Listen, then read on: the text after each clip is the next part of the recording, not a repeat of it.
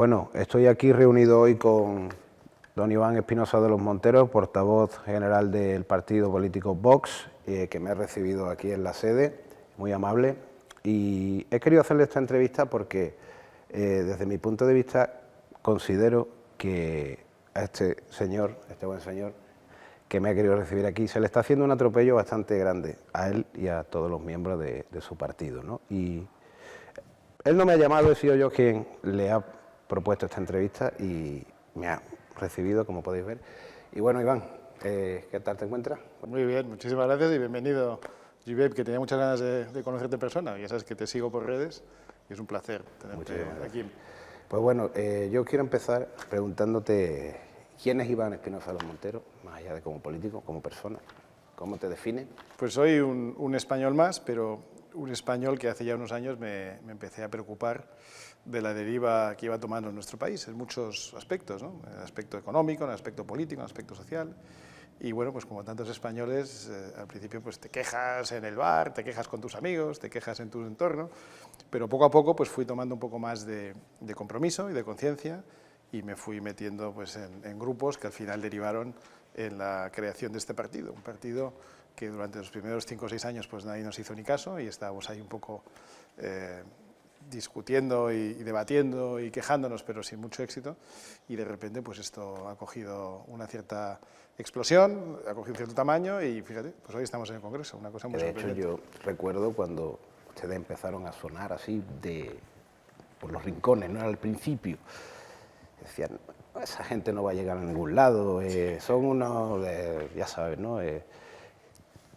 A ver, ¿cómo se puede definir ese atropello que se os ha hecho durante todo este tiempo y también el éxito que habéis tenido? Pues mira, a mí me recuerda un poco lo que nos dijo una vez el que fue presidente de Polonia, Kaczynski, que estuvimos viéndole hace 2 o 3 años y nos dijo, os va a pasar lo mismo que nos pasó a nosotros. Nos dijo, primero os ignoran, eso fue lo que pasó durante los primeros años. Luego se ríen de vosotros, que es cuando te empiezan a decir fascista, ultraderecha, xenófobo, racista, homófobo, todas esas cosas, esas etiquetas o esas medallas que decía Santiago Abascal que nos poníamos cuando nos insultaba esa izquierda tan radical.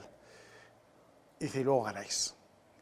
Bueno, pues es un poco lo que ha pasado. Nos han ignorado, se han reído de nosotros y hemos ganado. Hemos ganado en el sentido de que hemos llegado a las instituciones. Esto es algo que parecía imposible. Primero entramos en el Parlamento andaluz, luego entramos en el Congreso de los Diputados con 24. Luego nos dijeron, luego vinieron las elecciones municipales, autonómicas, europeas, entramos en todas partes. Luego se repitieron las generales y nos dijeron, de 24 vais a bajar a 16. Y resulta que hemos más que doblado y estamos 52. Y si hubiera elecciones mañana, pues probablemente estaríamos en bastantes diputados más, no sé si 60, 70 o 80. Pero todo esto no es más que el resultado de, por un lado, la constancia y la perseverancia en la defensa de unas ideas que son las mismas que hace 7 años, pero que al principio costó un poco coger tracción, y segundo, del apoyo de mucha gente, ¿no? De millones de españoles, que yo creo que cada vez más se van dando cuenta de que lo que les cuentan no se corresponde con la realidad, ¿no? Porque le cuentan pues una historia de malos muy malos, ¿no? Frente a la izquierda democrática, que es todo lo contrario. Tenemos una izquierda cada vez más radical, cada vez más violenta, una izquierda que asalta instituciones, que toma la calle, que quema contenedores, que quema locales, que amenaza, ¿no? que además se parece mucho a lo que hace también el nacionalismo, el separatismo en Cataluña, en el País Vasco, incluso en Galicia. En Galicia, en estas elecciones, hemos visto de primera mano lo que es la violencia en las calles, la violencia que te impide desarrollar tu labor política con normalidad, con democracia. Nosotros jamás hemos atacado a nadie, hemos impedido que hable, hemos impedido que haga un meeting, no, al contrario, si su mensaje es tan nefasto y el nuestro es tan de sentido común, que estamos deseando y encantados contrastar los mensajes. Ellos no quieren que hablemos nosotros, no quieren que se nos oiga. Si aparecemos en una tele, pues critican a la televisión, a ti te van a criticar, te van a machacar por habernos dado voz en tu ya lo canal. hacen, de hecho ya lo hacen. Porque saben que sus ideas son inferiores y que en cuanto hay un poco de contraste y un poco de debate, las ideas superiores se imponen. Ellos están acostumbrados a imponer pues una ideología absolutamente errónea y completamente perjudicial para los españoles, pero durante muchos años nadie les ha hecho frente, ni al nacionalismo ni a la izquierda. Los demás estaban muy callados. Ahora surgen personas con ideas distintas, pero que contrastan con las suyas, se dan cuenta de que nuestras ideas son las correctas, son mejores, son superiores, y entonces te intentan callar. Yo las definiría un poco más, van de frente, ¿no? Las cosas claras, ¿no? Y echo de menos eso en los políticos. Y esta pregunta te la hago porque la verdad la he estado pensando. ¿No crees que se ha perdido esa forma de ser frontal en la política? Ahora todo es muy decorativo, todo discurso. Como tú bien dices en ese discurso de los 100 millones que se gastaron en coches oficiales, que desde luego no es para reírse, porque que lo dijiste muy bien y además ahí te vi muy enfadado. Esa forma de hacer política, de expresarse en la política, ¿crees que se ha perdido ya?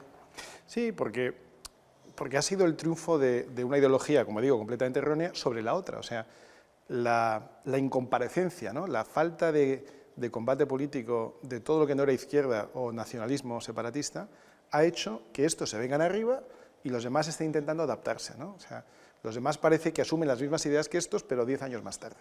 Da igual que estemos hablando del nacionalismo que de la izquierda. Entonces, cuando llega alguien y presenta un contraste, fíjate que estamos hablando de un contraste, no estamos hablando de agresividad, no estamos hablando de pegar a nadie, ni de alertas antifascistas, como dicen ellos, ni de tumbarle a sus voluntarios los puestos que ponen en la calle, como hacen con nosotros, ni de amedrentar, es simplemente contrastar la idea. Es decir, tu idea me parece un horror, la mía me parece mejor, ¿la puedo explicar? No, porque eres fascista, no, porque eres xenófobo, no, porque eres facha, porque eres ultra, porque eres radical. Trompista, ahora es trompista. Bueno, trompista, ¿no? Fíjate lo que ha hecho Trump, ¿no? O sea, Trump que... Pero ¿qué término es ahora el trumpismo? ¿Qué término es ese? Bueno, el trumpismo lo que ha hecho ha sido precisamente hacer frente a ese consenso progre en Estados Unidos. Obviamente, pero... y lo ha machacado, ¿por qué a todos le atacan tanto? Claro, y a todos le sacan... Pero fíjate que en España a Trump le atacan todos, desde Bildu a Podemos, al Partido Socialista, todos separatistas y el PP. Todos contra Trump. ¿Por qué?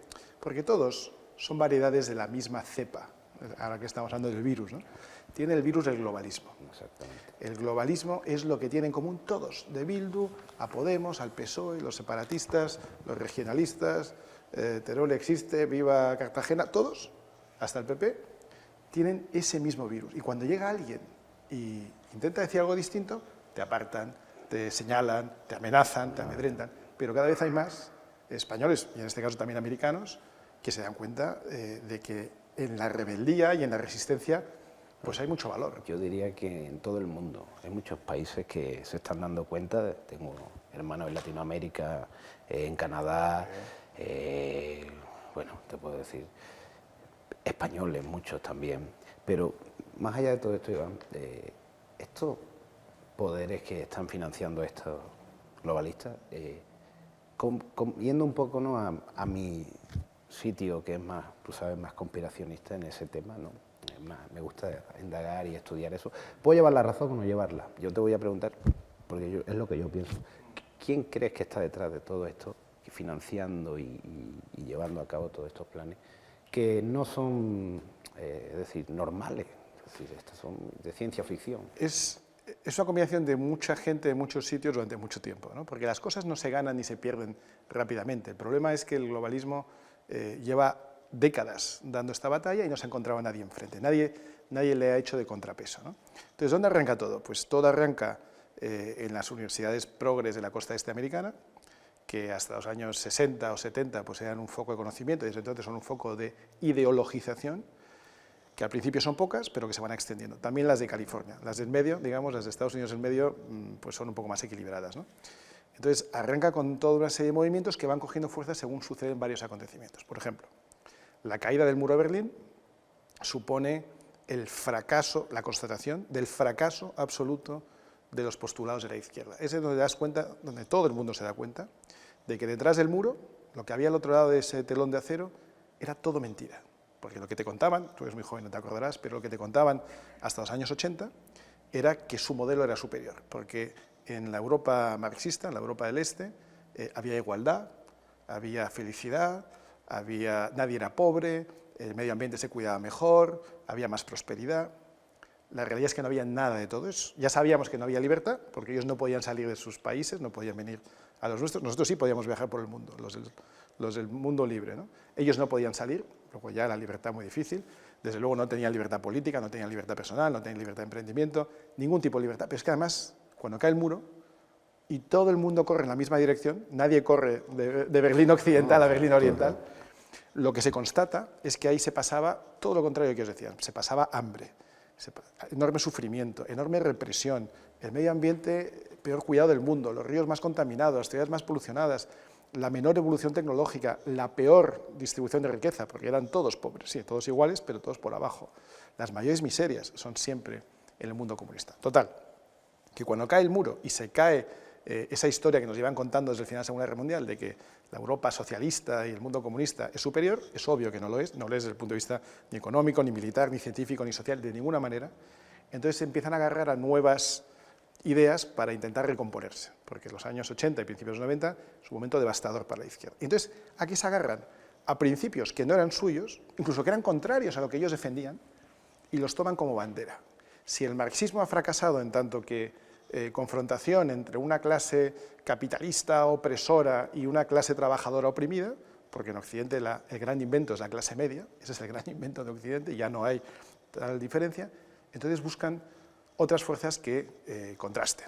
Hombres contra mujeres. Entonces el feminismo, que nunca había sido una cosa de izquierdas, porque no hay cosa más machista que la izquierda, el feminismo lo toman, le dan la vuelta a esa bandera y lo utilizan como un medio de oprimidos versus opresores.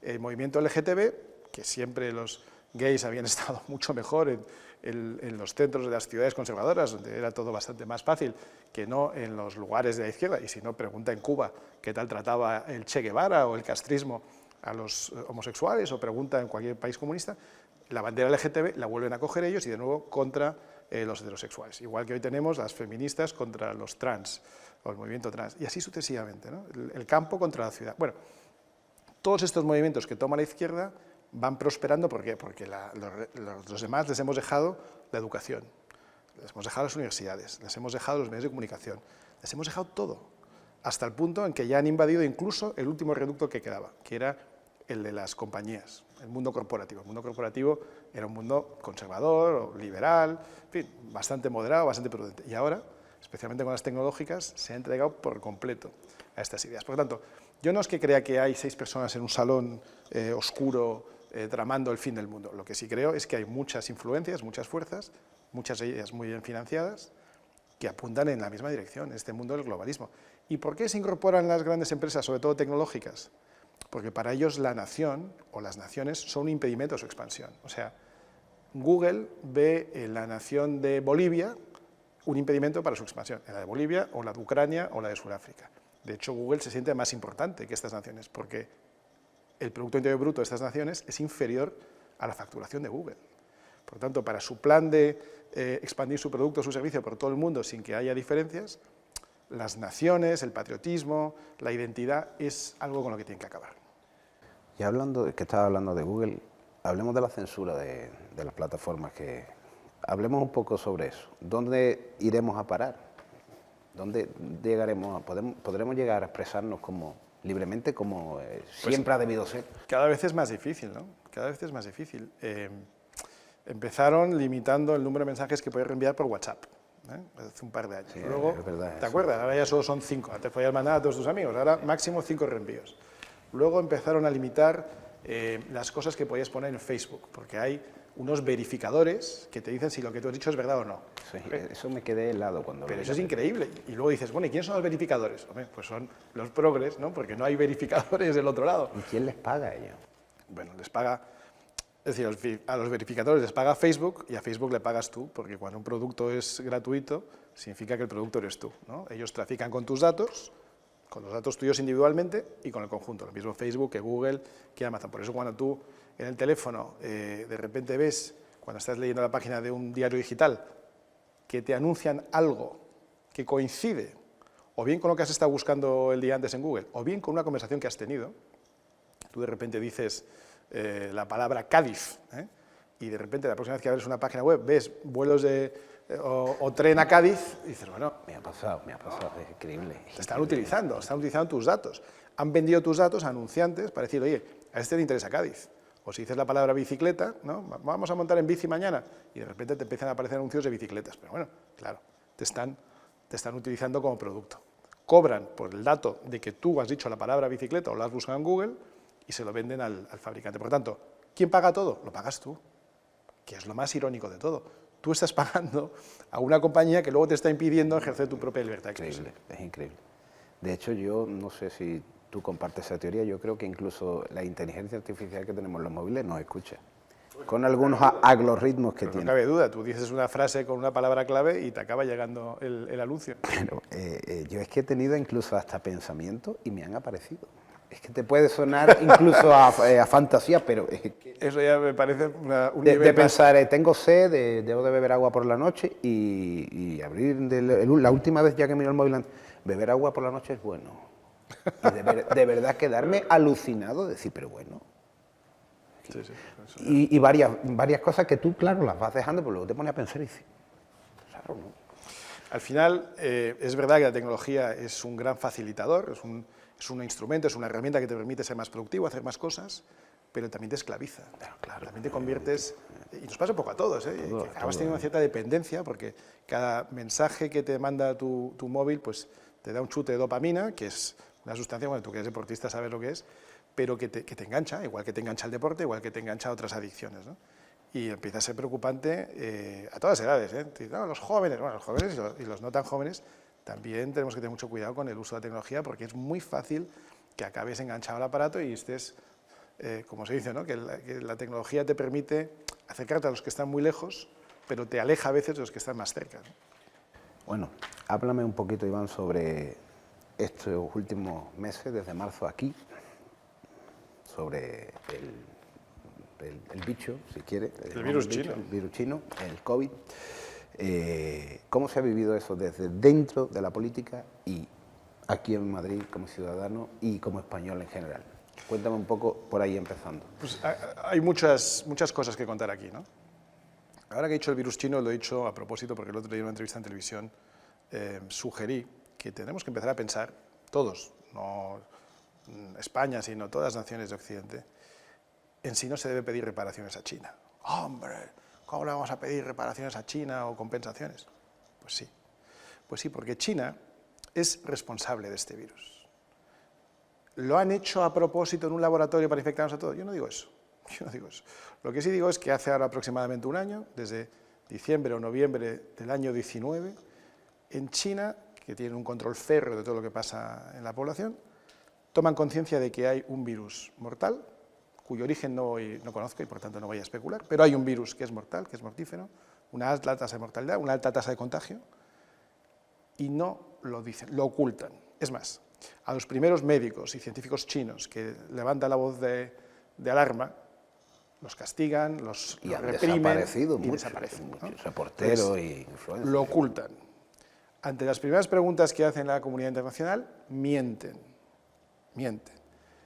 Y consiguen que el virus se acabe expandiendo de una manera dramática fuera de China, no tanto dentro, pero fuera de China a base de mentir. Entonces, cuando nosotros en enero del año pasado, en 2020, decimos, oiga, hay que empezar a vigilar lo que pasa en China y, por lo tanto, poner controles a todos viajeros procedentes de China, sean quien sea, me da igual que sea un chino, que un español, que un finlandés. Cualquier persona que proceda de China habrá que ponerle un test de entrada pues para ver, y nos llaman xenófobos, racistas, ignorantes, claro, porque se están basando en la información que da China a las organizaciones internacionales, ¿no?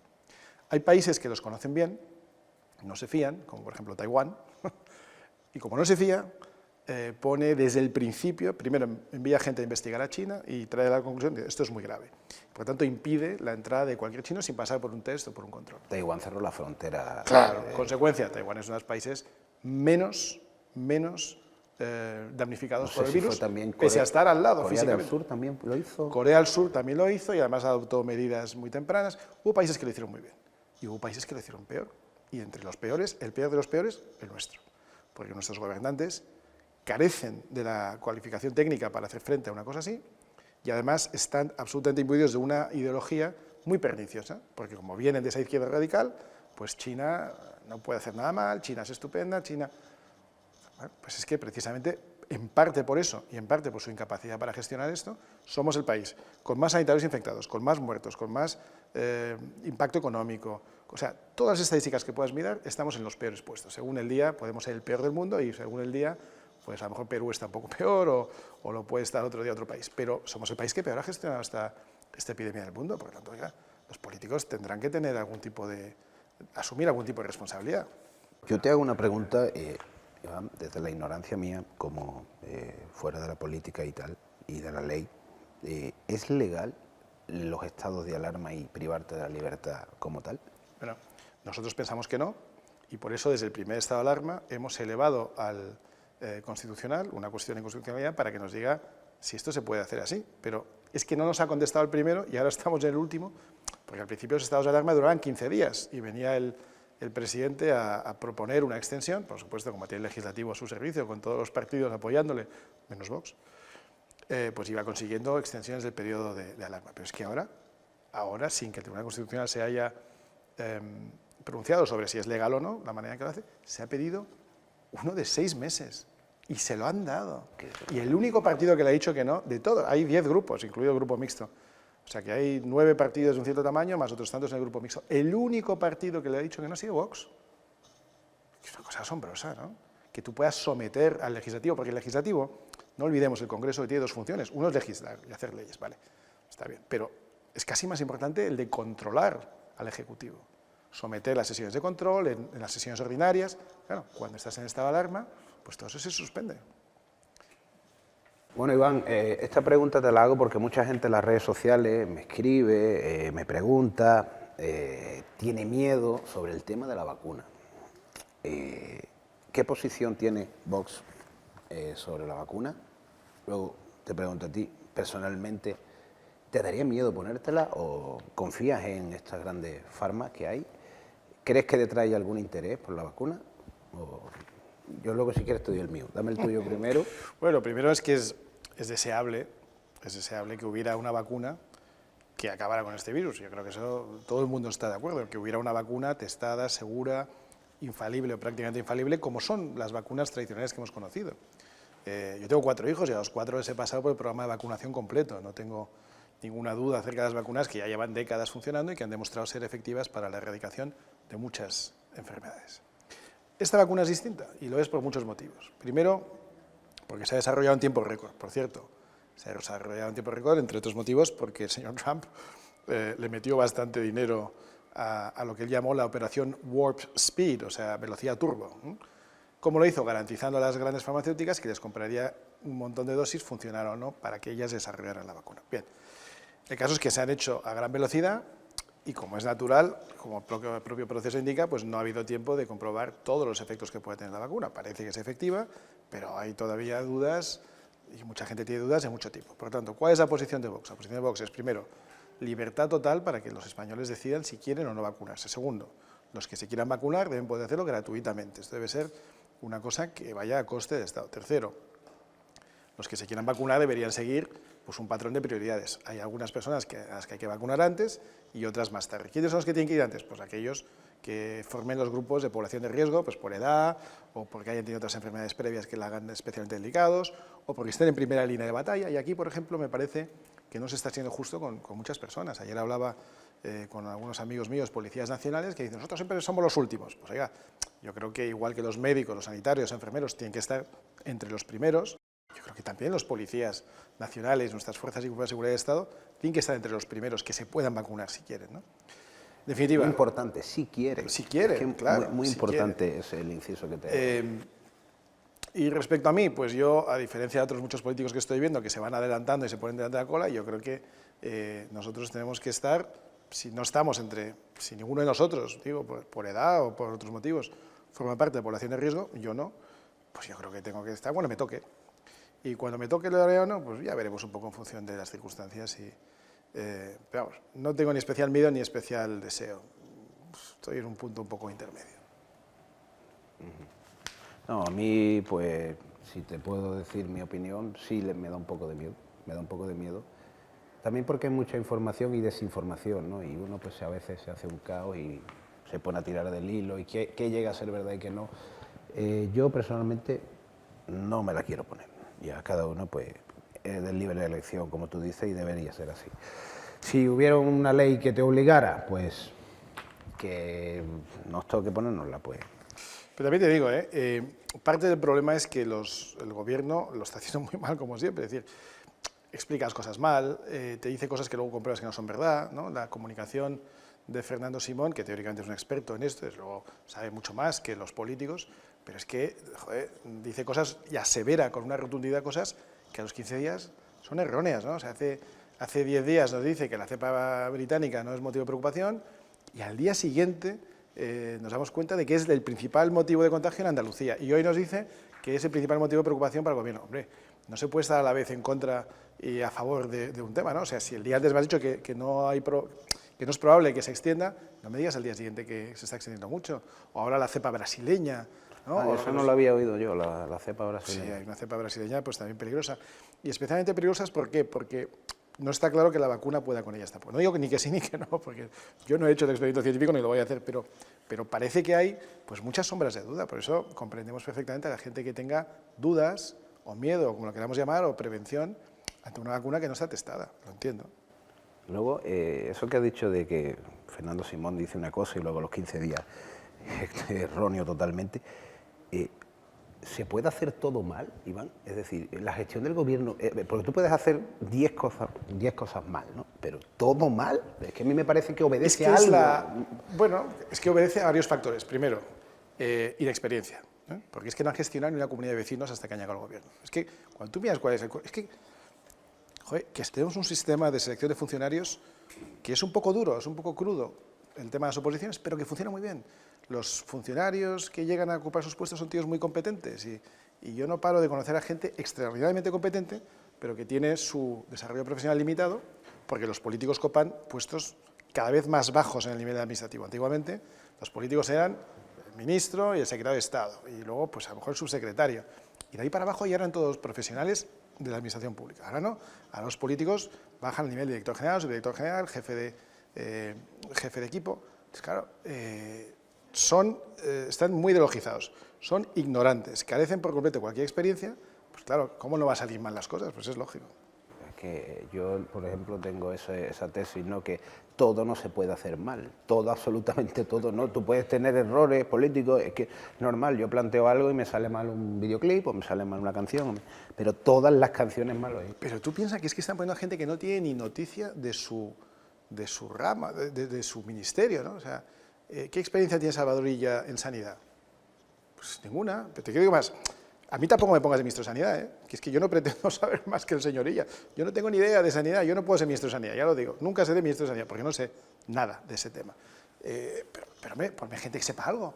No digo que sean necesariamente médicos o licenciados en medicina, pero por lo menos oye, pues que tengan experiencia en gestión hospitalaria, o que tengan una carrera brillante en la gestión administrativa de grandes entidades, o que haya liderado, no sé, que tengan algo de experiencia en lo suyo. Claro, ¿no? claro, obviamente. Y luego que lo suyo sea relevante, digo, porque te creas el ministro de Igualdad y le pones 450 millones, 450 millones en un ministerio de Chichinabo que te has inventado, y ahí sí pones a la que tienes que poner y tal. Hombre, es que es una tomadura de pelo. Pues volvemos a lo mismo, lo de los coches oficiales, 100 millones de euros, pero no dejan abrir a los hosteleros, al comercio. 100 millones de euros en coches oficiales, como si fuera una prioridad ahora mismo. Yo te pregunto, Iván, ¿cuántos coches necesitan? Porque yo estimo que hasta incluso el Audi más último modelo, BMW, no vale 1 millón cada uno. O sea, van al por mayor, ¿no? O necesitan un blindaje muy grueso. ¿Qué pasa? ¿Por qué? No, pues de nuevo la ideología, ¿no? Dice, no, es que tenemos que renovar toda la flota porque ahora tienen que ser ecológicos o híbridos o eléctricos y tal. Venga, mire, España no está ahora para que se gaste usted 100 millones de euros en coches oficiales, ¿no? Es que no estamos a eso, es que estamos, de verdad, que estamos en una emergencia social, una emergencia económica. Hay gente que está cerrando sus comercios, sus bares, la hostelería está machacada, los comercios están machacados, la industria está parada y muy castigada por este gobierno, las exportaciones es de lo poco que funciona. O sea, una economía que está siendo destrozada por el virus y por la gestión económica del gobierno, no se puede permitir ahora 100 millones de euros en coches oficiales, es que es un insulto a los españoles, de verdad, o sea, demagogia aparte, es un insulto. Si usted iba a comprar 2 coches, espera 1 año o 5, pero no es el momento de comprar ahora 100 millones de euros en coches, hombre. Exactamente. A mí ese discurso me gustó mucho que diste y además por la crudeza con lo que lo dijiste y fue contundente y creo que a uno se le quedó la cara de decir, pues el pueblo, es que no decía ni una mentira, es que todo era contundencia pura. O sea, entonces, bueno, cambiando de tema, ya vamos a pasar un poquito al plano más de mi de mi faceta. Vamos a hablar de, bueno, no sé si sabes que tengo una pequeña amistad con Robert Kennedy, el sobrino de, bueno, amistad, contacto, digamos, ¿no? Y bueno, os ha visto, os conoce, tal, tiene una lucha contra el Big Pharma, contra todo esto de Bill Gates y tal, en su lucha el señor. Ha sido censurado, de hecho. Y yo te quiero preguntar por JFK, por John Fitzgerald Kennedy. No sé si tú eras muy pequeñito cuando murió, ¿no naciste? No había nacido. Soy Acuerdo. muy mayor, pero no tanto. Y realmente para mí fue uno de los presidentes,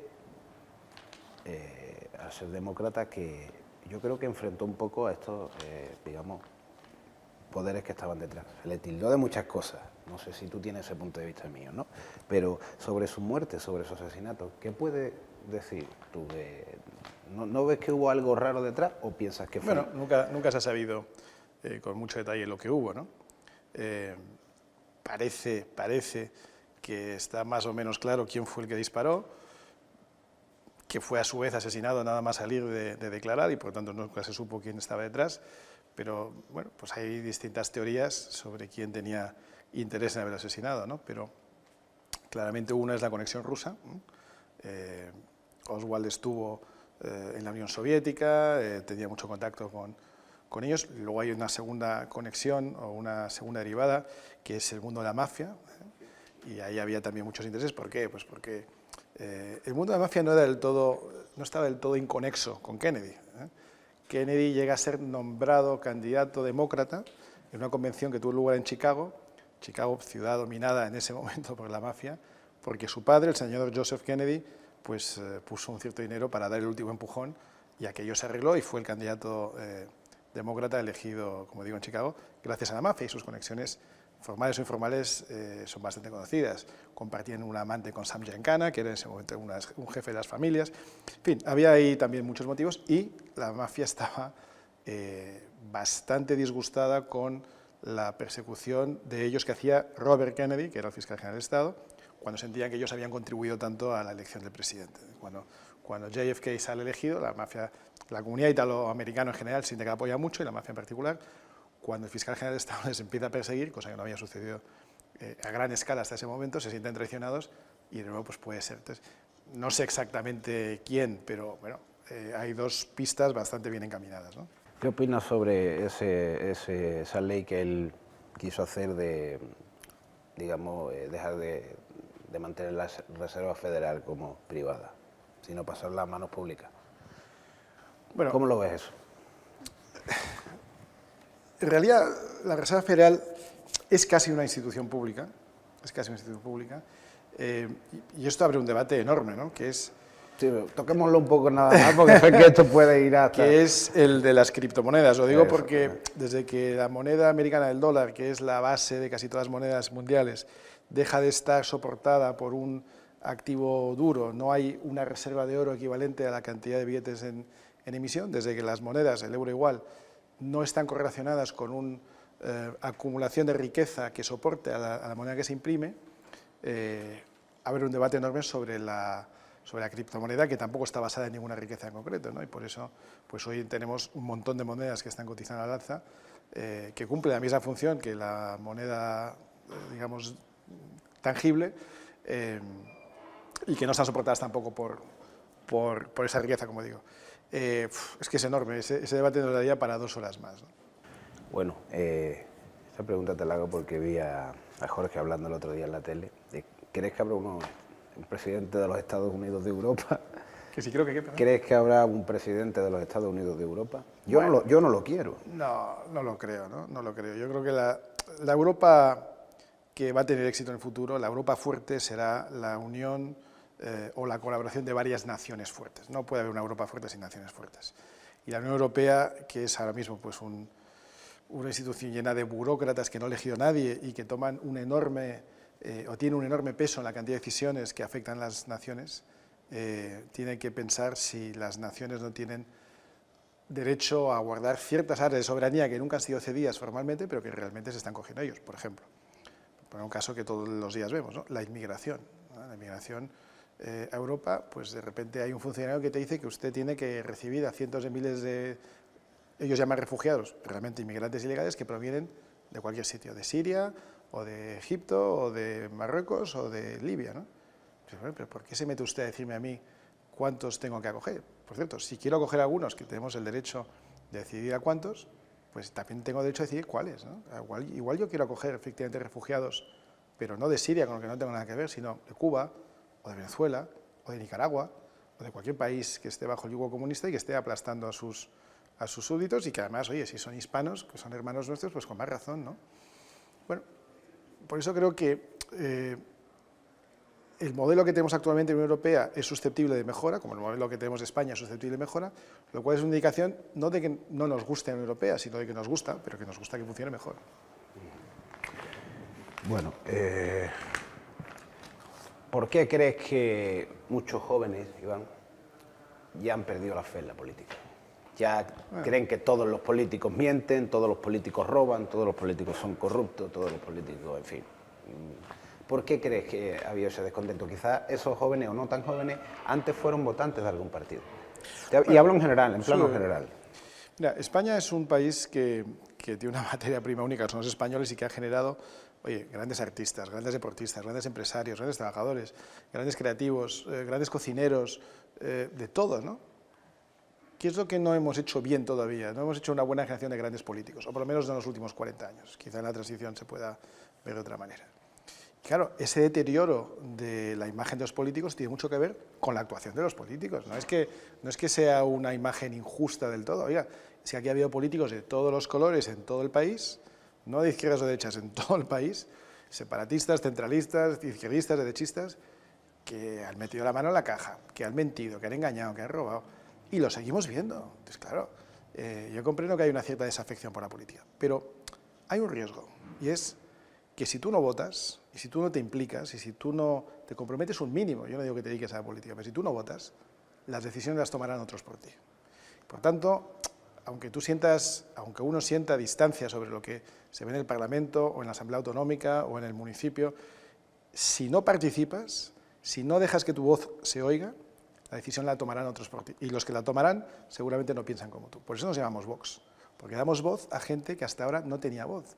Y estamos, creo, recuperando a mucho votante que viene de abstención, además de mucho votante joven, nuevo votante, ¿no? Pero mucho votante que viene de abstención, o mucho votante, eso que llamamos la España que madruga, que está, yo creo que ya muy desesperado con esos partidos de izquierdas que les han engañado tanto, ¿no? Podemos es el caso más claro. O sea, 7 años, sí se puede, sí se puede, sí se puede, y cuando llegan a gobernar, no, es que la luz, bajarla, no se puede. Podemos es mentido como a... Pero es que ahora están en no se puede. O sea, han estado 7 años con sí se puede, y ahora que gobiernan ellos, no se puede. Claro, ellos decían, es que no quieren hacerlo y ahora no se puede. Nunca saldré del barrio de Vallecas y nunca me iré a una casa de 600.000 euros a las afueras porque desconectaré con la gente. Y te vas a una casa de 600.000 euros a las afueras y desconectas con la gente, que el problema no es la casa, que la casa está muy bien. El problema es el engaño, que son cosas distintas. Bueno, Iván, y en el plano personal, tus aficiones, ¿cuáles son tus aficiones? ¿Qué música te gusta? Bueno, a mí me gusta, bueno, primero tengo una familia grande y por lo tanto dedico mucho tiempo, de lo poco tiempo libre que tengo, mucho se dedico a la familia, ¿no? Pero bueno, me gusta mucho pues, hacer deporte, me gusta mucho viajar y me gusta mucho la música. A mí de las cosas que más me divierten son los conciertos, ¿no? Y bueno, sobre la música rap, ¿qué me puedes decir? Pues mira, yo he sido un gran seguidor del rap, ahora del trap, pero sobre todo del trap. Porque, bueno, ahora también del trap, ¿no? Hay que estar un poco a todo lo que va evolucionando, pero me sorprende. Yo vivía en Estados Unidos en los 80, cuando digamos, experimentamos el boom del rap y del hip hop, que en el fondo bebe un poco del funky, del soul, del rhythm and blues, o sea, de la música negra clásica que arranca mucho más atrás, ¿no? Si tú ves lo que hace el sello Motown en los 60, ya empieza a haber cosas que años más tarde ves en el rap, o desde luego en el rhythm and blues, en el soul, que a su vez luego ves en el rap, ¿no? Y yo he disfrutado mucho con raperos, sobre todo americanos. Hay tíos que son bárbaros, ¿no? En Estados Unidos hubo uno... Cada año se da un premio que es el poeta laureado, al mejor poeta del año en Estados Unidos. Y uno de ellos dijo que él el premio se lo daría a Eminem, ¿no? Porque Eminem es un tío que realmente es un fenómeno Sí, de escribiendo composición. muy bueno. Y de ahí han salido pues un montón de raperos imitándole también, blancos, ¿no? Que antes no había, antes eran prácticamente todos afroamericanos, que suelen ser los que van avanzando en el mundo de la música. Y de ahí ha salido el trap, ha salido el reggaetón, ha salido el hip hop, que es un poco lo mismo, y sí, lo sigo mucho, claro. Me divierte mucho. Y además, Bueno, cuanto más políticamente incorrecto, más me divierte. Bueno, y te pregunto, esta pregunta es obligada, ¿qué opinas sobre la música que llevo haciendo desde que vengo haciendo esta protesta? Bueno, yo creo que lo que haces es una música muy singular porque es una música a contracorriente, ¿no? Es una música al revés de lo que estás viendo que hacen los demás, porque la música no está dominada, como la gente cree, por gente de izquierdas, sino que solo los de izquierdas parece que tienen derecho a decir que lo son o que tienen una vocación política. Lo interesante es que ahora, si tú eres un poco contracultural, si eres un poco rebelde, tienes que serlo contra los que gobiernan, ¿no? ¿Y quiénes son los que gobiernan? Gobierna la izquierda. Por tanto, si tú eres los chicos del maíz, está muy bien, pero tú eres, básicamente estás apoyando al gobierno, eres estatalista, eres mainstream, ¿no? Entonces, si tú quieres ser un poco rebelde y quieres ser un poco contrario, pues lo que tendrás que hacer es criticar lo que hay, y como lo que hay es una combinación de izquierda y separatismo en el poder, pues digo yo que estarás en tu derecho de criticar a la izquierda, el nacionalismo, al gobierno, desde una posición un poco distinta, y eso es lo que haces tú. Hay algunos más que lo hacen, pero no muchos, y muy pocos que se atrevan a decirlo tan abiertamente. Pues muchas gracias, Iván, por tus palabras. Gracias y repitamos pronto. Yo La próxima la hacemos en verso. En verso. Bueno, te enseñaré un poco. Sí, a lo mejor me puedes enseñar tú a mí. Yo creo que estos trabajos, bueno, pueden ser un poco... Hacemos una combinación, una colaboración. Pueden ser muy parecidos, pero tú escribes discursos y yo escribo letras, o sea que, ¿por qué no, no? Muchísimas gracias por atenderme y un enorme placer. Hasta pronto.